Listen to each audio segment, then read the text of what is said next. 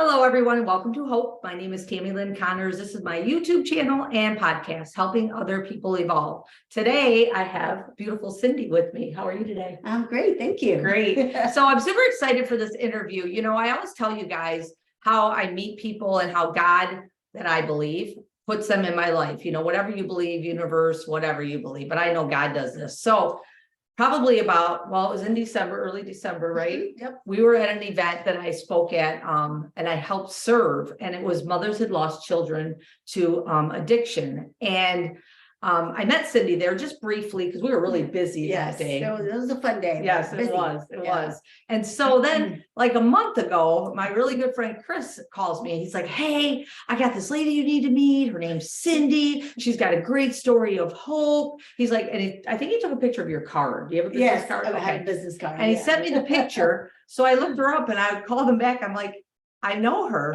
kind of, right? Right. And so then I messaged her and here we are today. And I just love how God does that. He always puts the right people in my life to hear stories of hope. So what my mission and vision with Hope is just to help people know that they don't struggle alone. I know if I looked at the world today, there's probably 97 to 98% of the people that think they're all alone in their struggles and they just can't get through them.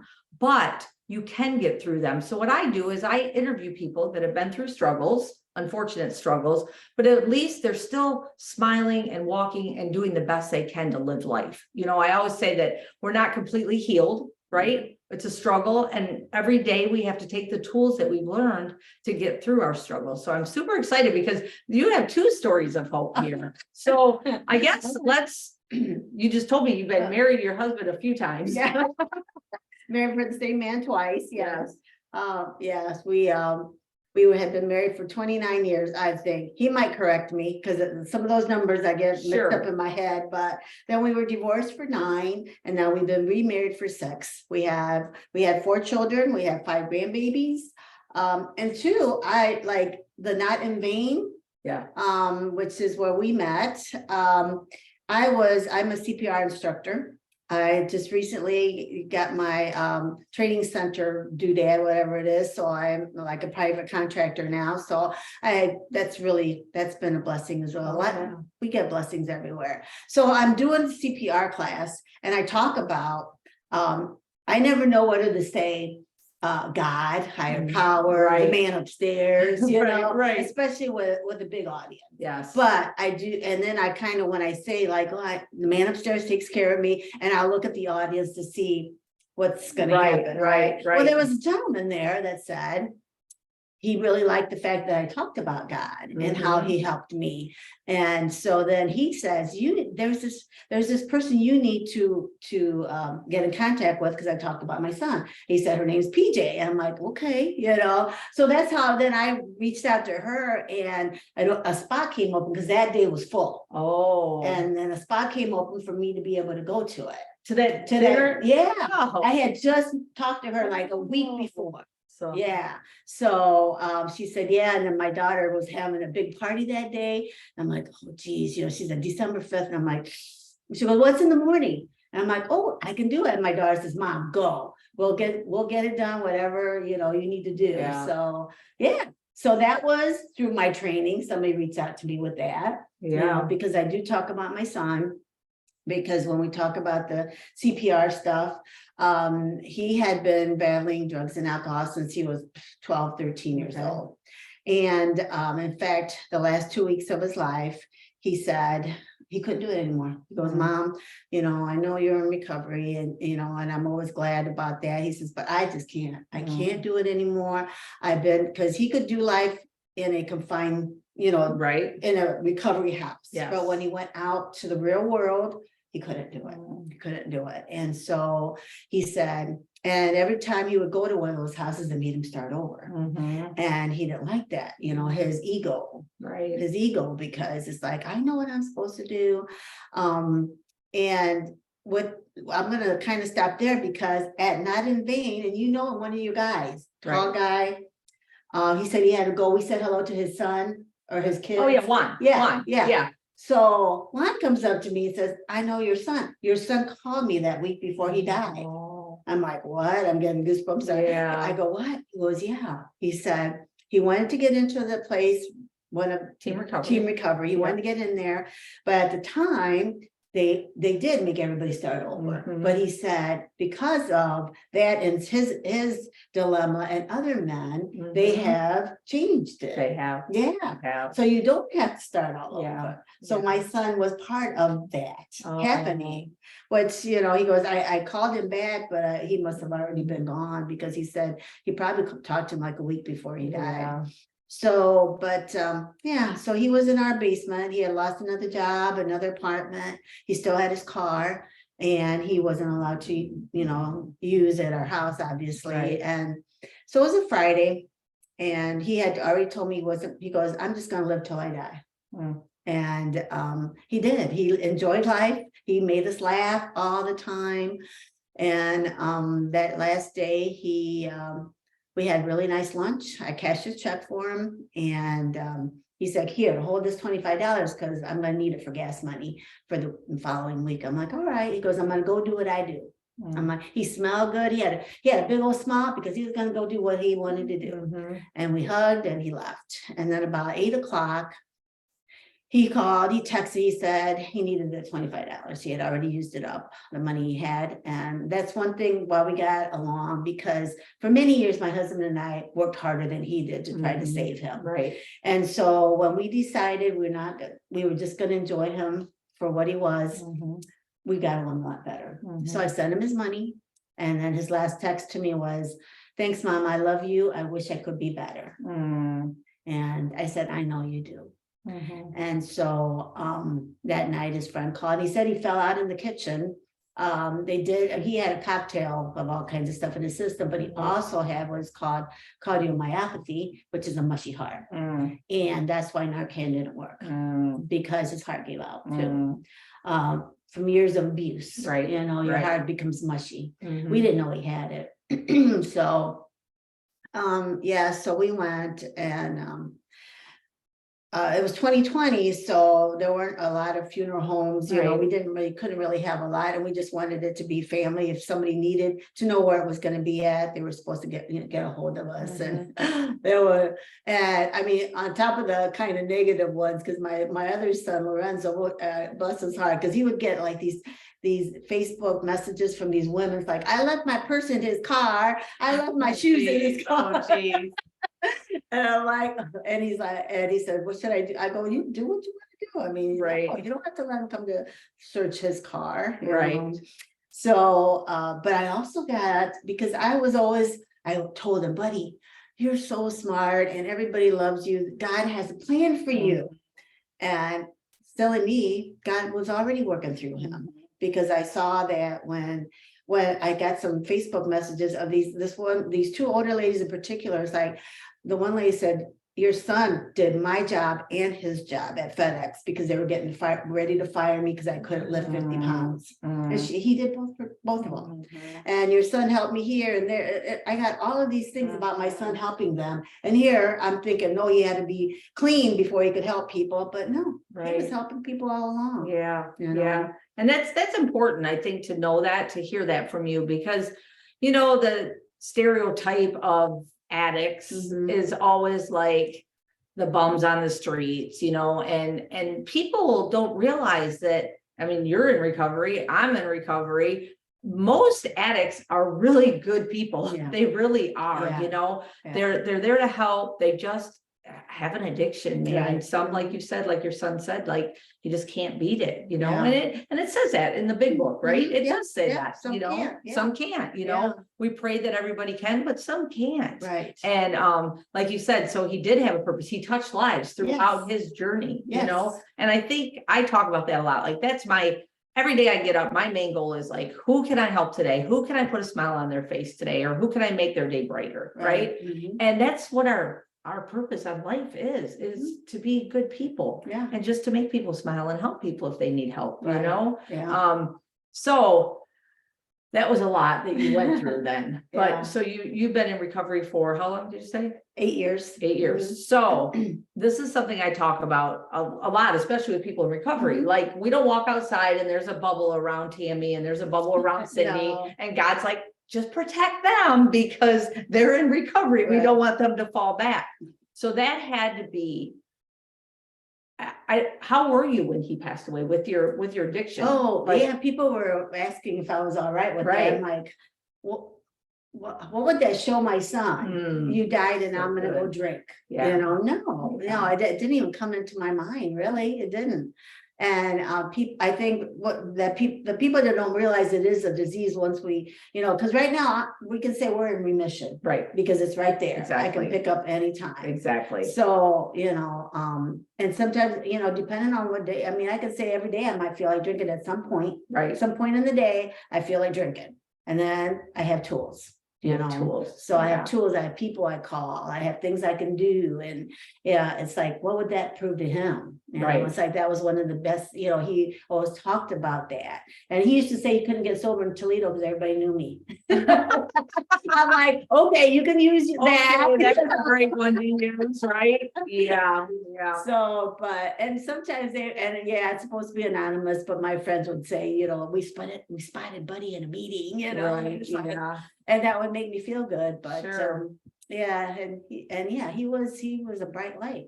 He was a bright light, and he did help people, but he just couldn't get out of his own way. His ego, and and I think a lot of men, I have seen a lot of, it's difficult for them. I'm not going to tell somebody my bad and ugly, and have them judge me, and I think that's just my own opinion. It just seems like we women, especially we really want it. We're just like, well, I'll tell you everything. Right. Sometimes my husband's like, did you have to tell him all of that?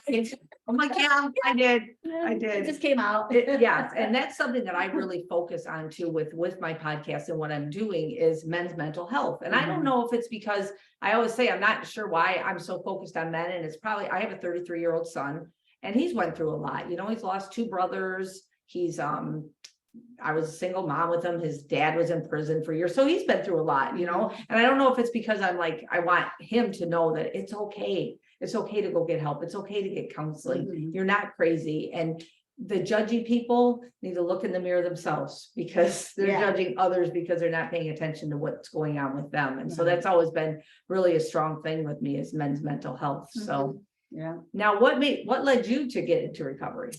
Oh, it started with the court system. I will say that I had, it was probably 23 years. When I was drinking, then my drinking career was like from age 32 to like 42. I drank for those 10 years, alcohol really, really bad. And then I was blacking out. I took things that didn't belong to me. And I was in front of Judge Ruth Ann Franks, which some of your viewers may know her. And she asked me if I had a drug or alcohol problem. And I mean, my attorney didn't, nobody knew I did. So I'm like, no. Right. And then she said, well, then you must just be a thief. I'm going to send you to prison. Oh, no. She did. I went to prison. Oh, my goodness. Yeah. You did? I did. Yeah. See, I don't know any of her story, you guys. That's why I'm like, what? For how long? My husband counted the days, right? So 77 days. I had 18 months, but I was in there for 77 days. But she even said, she goes, in 30 days, your attorney can put in to get you out, and then the process just took a while. But yeah, I was in Marysville.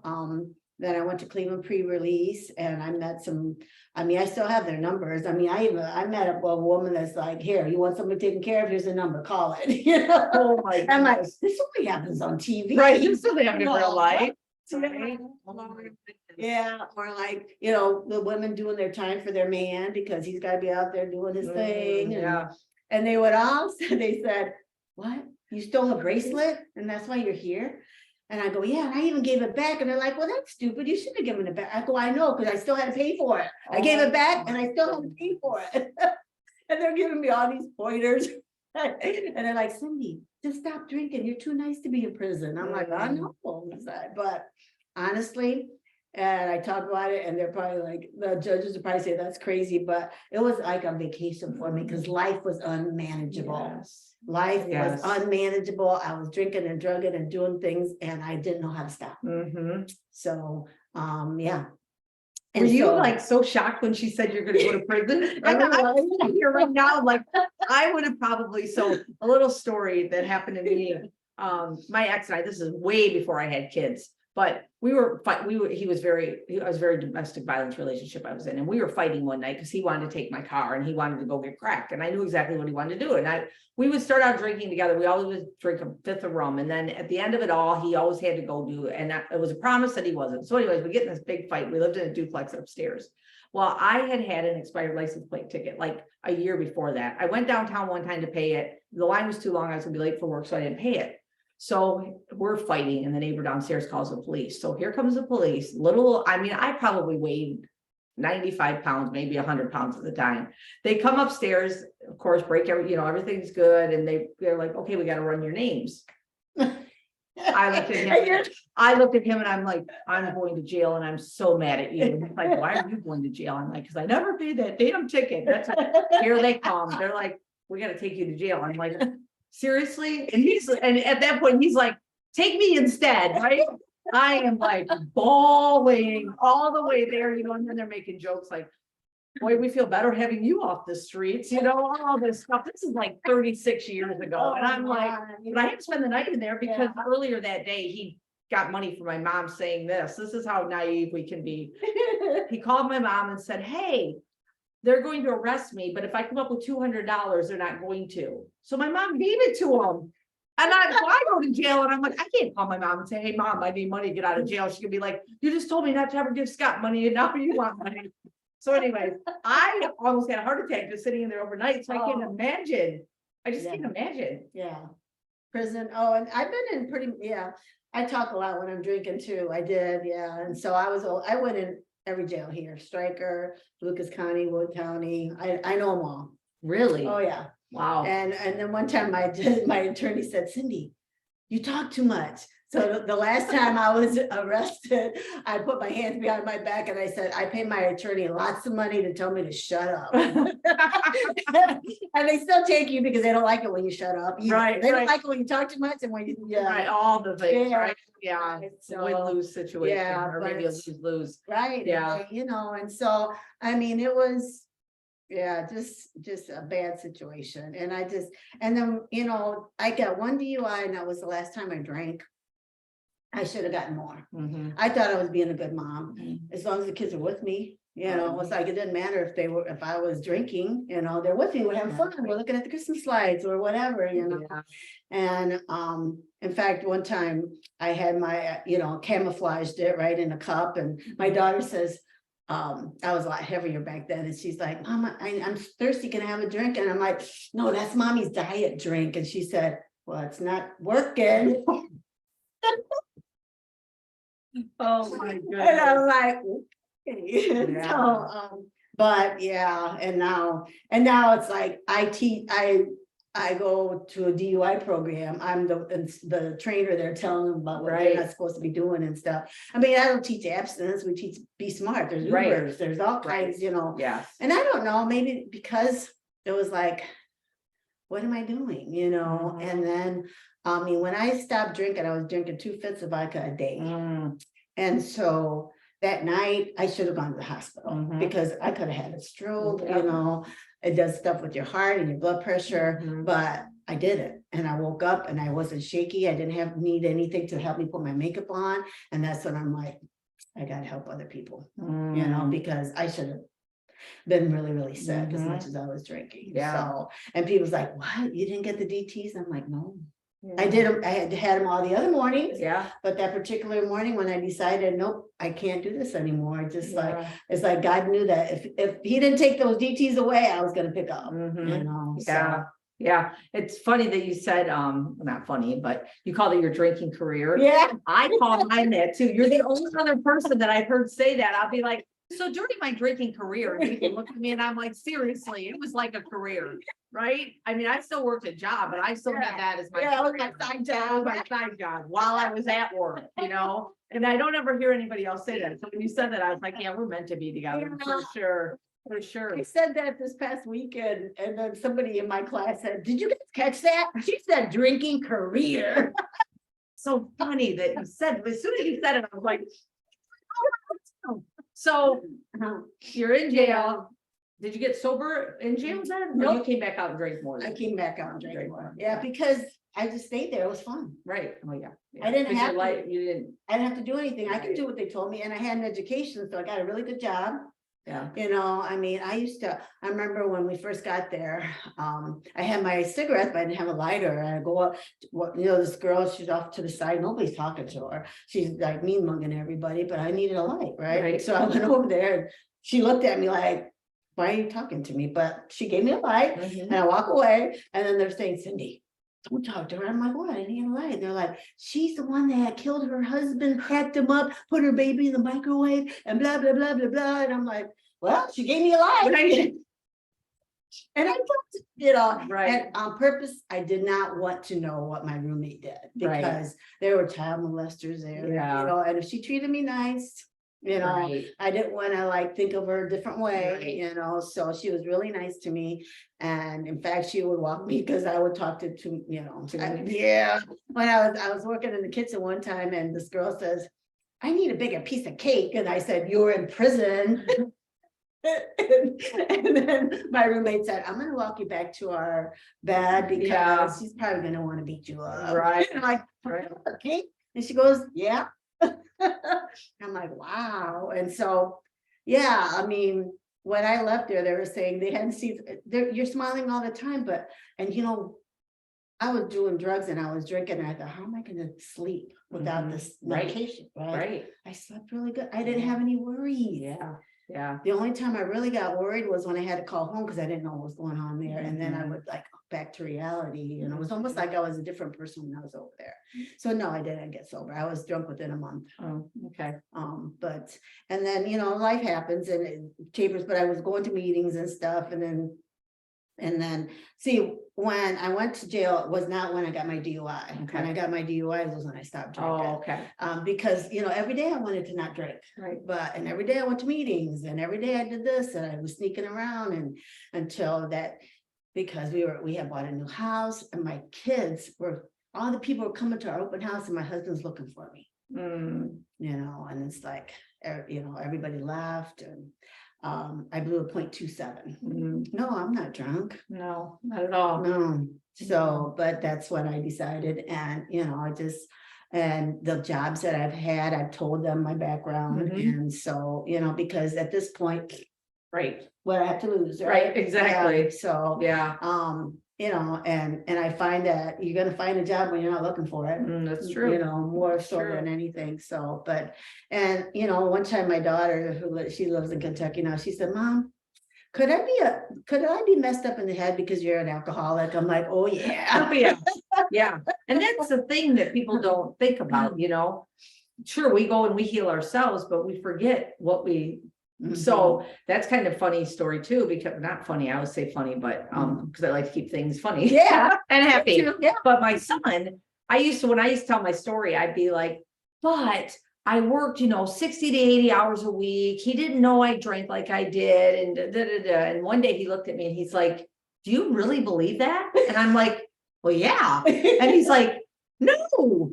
He's like, I know how much you drink. I saw you drunk, and I'm like, oh, you did. Like it crushed my heart. I was like, oh, wait, I thought I was different. Right?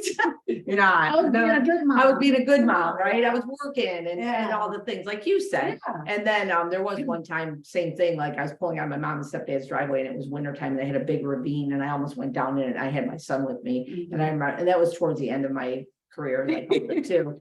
And yeah, that was the day that my stepdad was like, that was the day that everybody was like, man, maybe you have a problem, Right. which I'd been drinking for 7 years before that. Yeah. But the same thing, the vodka, hiding it, keeping Yeah. it in cups. And Right. I tell my story. I used to do a shot of Listerine in the morning if I didn't have my vodka, it was crazy, the Yeah. things that we do, just, I guess, to function Yeah. as normal as we normal thought as it we was. can, yeah. Absolutely. Yeah. First, it was just orange juice and vodka, and then it just straight up. And now I say, and now there's flavored vodka. Right. I know. When I would drink it, Because you would have been dead. That's what I said. When I see all this flavored stuff and stuff, I'm like, they didn't have that when I drank. Probably a good thing I wouldn't be here today. Yeah. So, how do your kids do with the loss of their brother? I mean, okay, I mean, we really, they just always want to make sure that I'm doing okay, you know, on his birthday, on the anniversary of his death. Right. And, you know, they really stepped up, like my husband and I, we didn't, you know, they got the pictures together to put the funeral home. They're the ones that picked out the urn for, you know, I just said, you know, we were gonna cremate him. This is, you know, just what family, and then they just ran with it, you know, answered any questions. You know, he was the oldest. That was one thing he always like wanted to be. I'm the oldest, they should respect me. And I'm like, not if you're a drug addict, not if you're doing stupid things, you know? Yeah. So because you know, like I told you, my son Lorenzo, he has a podcast, and he works for the Metro Parks, and he's in charge of that Glass City one now. He's over there. And Misty, she was working for Dana, but now she works for this other company in Kentucky. You know, Martina works at Bay Park. They're all, you know, really functioning. They post some things during his anniversaries and that, and we have stories that we talk about him. You know, the worst, they just didn't want us to. I remember, you know, Lorenzo especially, he said he didn't want me and my husband to feel like we hadn't done enough for Buddy. He just worried for us, you know. And so because they have really good heads, you know. A friend of mine says, you know what, you got really good kids despite you. I'm like, thanks, I think. Thanks, I think. Yeah, and what you said too about them wanting you to know that you did enough. And I think when you were saying earlier about that you and your husband like trying to help him. And then the day that you released that and he told you, like, you know, I think that's huge for you too, you know, because we do the what ifs, you know, or I could have done more, I could have done this, you know. It's and I say this in anything that we do in life, right? What if we would have done this different? What if? And if is such a little word, 2-letter word, but it's so big what we can do with it. You know, I lost a 6-month-old to SIDS, and you know, I walked into his room and he was already blue, and I'm like, man, if I, well, I can't live with if I's, because it's not changing anything. And as you know, the serenity prayer, right? You can't change it. That's right. I have it tattooed right here on my leg for that reason. I look at it every day because I used to be the people changer. But you know, it's and now I just read something the other day, and I'm going to ask you about this. As you're a mother, and it's mothers, husbands, wives, anything, children. You know, people are afraid to say anything to you, like to ask you about their son, because they're afraid that it's going to bring up, you know, you're going to get sad. And I believe, and I've heard this from other moms, that no, you want them to talk about, you want the memories there, because there's good memories there, right? Even through my drinking, I'd like 7 years of, but I had good times during that time. You know, I don't get me wrong, it wasn't always a shit show, just at the end. But you know, and I think it's important for people to know that this is how I feel. And every mom I've talked to, or every husband, wife, anything, like, just because you feel like you're going to bring up something, you think about your child every single day, every day you wake up. I know, because my 6-month-old, I think of him every day. I had a bonus son that was killed in a single car drinking and driving accident. I think of Nick every day. But you want people to talk about him. And Nick's mom had Kelly, Heather's sister. This is my son's half brother and half sister. He passed away February. It's coming up in February. It'll be 2012, 11 years, which is crazy to me. But we did a little thing at the cemetery like in May, and his mom Kelly said to everybody there, and I'll never forget it, and this is why this has stuck with me. She said, please talk about Nick, please post about Nick, because my biggest fear is that I'm going to get a little teary-eyed, that people will forget him. And that's what you don't want. You know, you never want anybody to forget them. You know, and I think that's so important, even with like Josh, you know, and I love what PJ does with this Not in Vain.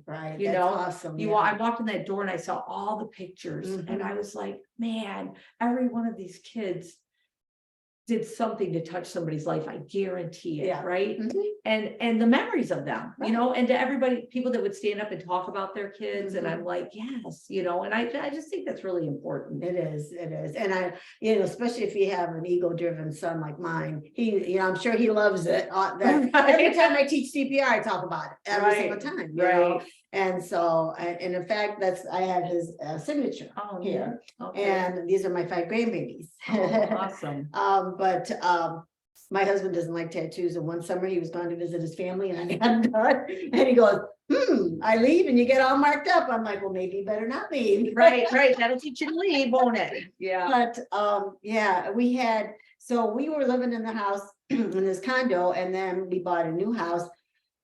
So we had to pack up his stuff that were in the basement. And there was a letter he had addressed to us, and he had not mailed it, and it was sealed. So I was like, so I opened it up, and that's the signature that was on the letter. But in that letter, I mean, of course I couldn't sit down and read the whole thing. Right. And then, so I'm reading it out loud, and his dad especially needed to hear it, because he talked about how much he loved us, how much he knew that we loved him, and that all his friends were always jealous of him because we never gave up on him. We were always there. He could always call on us. And we told him that too, you know, and when we decided not to, like when he calls, it's like, I need, when we would give him money because we wanted to, Right. I wanted to, or my husband wanted to. It wasn't because to get him out of this bind or that bind, we got along a lot better. But he also knew, and he also said, it's okay, you can say no. And I learned that from him, because that no can be a complete sentence. And, and it was always hard for me to say no to anything. But I learned from him. He goes, Mom, you can tell me no.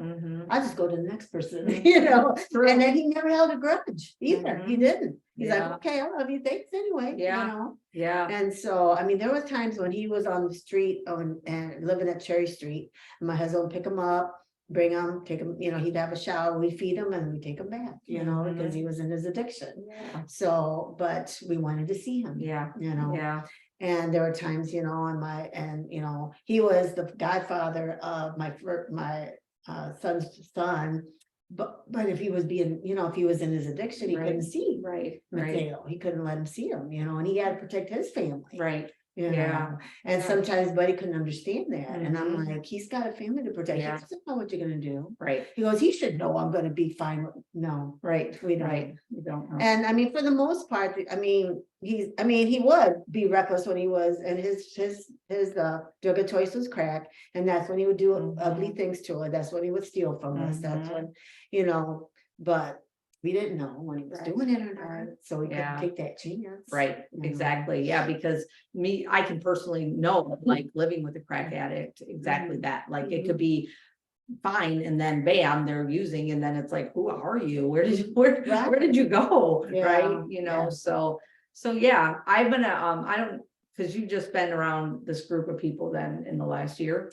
Not in PJ, vain. not in vain. Oh, just recently. Just in December. So did you know anything about the angel walk that they did? No. Okay. So unfortunately, they're not doing that this year, but I'm going to, when we get done here, I want to show you a video, because what you said, the letter that your son wrote, I want you to listen to the letter that I read when I emceed at the angel walk, because it's like I did a letter from the addict to the family. Okay. And when you hear it, you're going to be like, you're probably going to get goosebumps. I wish I had it right here so I could read it so everybody could hear it. But I have it on my YouTube channel and stuff. But it's saying that same thing, like that as an addict, we didn't love you any less. And so you're like me, like I could tell the story from an addict's perspective, and I can also tell the story of living with an addict, so we have both sides of it, and which I'm blessed and grateful and so happy that I got sober, because now I'm doing the work that God wants me to do, and just being the light in this world. And that's what you, for sure, when I saw you at Donna's, there was just, maybe it was our hair. Somebody like so maybe it was that, but you just have a radiance about you, smile. I could tell that you love life, and you're just happy to be here, and we're happy that you're here. I really enjoyed doing this talk with you today. Like I told everybody, I didn't know anything about Cindi, so now you know a little bit now more. I know a little bit more, and I'm going to get to know more. Because I always tell people, when you're on my podcast, that's it. You're my friend. You're stuck with me. I tell that to people all the time, you know, so. Yeah. Is there any last words you just want to say to anybody about, I mean? No, I mean, you have this YouTube, which is great, you know, there's people that you can contact. There's always people, like she said, she had hope, you know, there's always people. And even though, I mean, if you're are in your career of addiction, like we were, I mean, there's people that you can reach out to. And I always tell the women that I sponsor, I have 3 girls that I sponsor right now. It's like, there's probably nothing that you're gonna tell me that you did that I haven't done or thought about doing or seen before, or, you know, we always think that we're the worst, worst ever. Nobody's gonna love us, and, you know, God always loves us no matter what. That's right. And that's what we have to do, you know, no judgment on anything. Yes. And also no regrets. Like you were saying, we do the best that we can.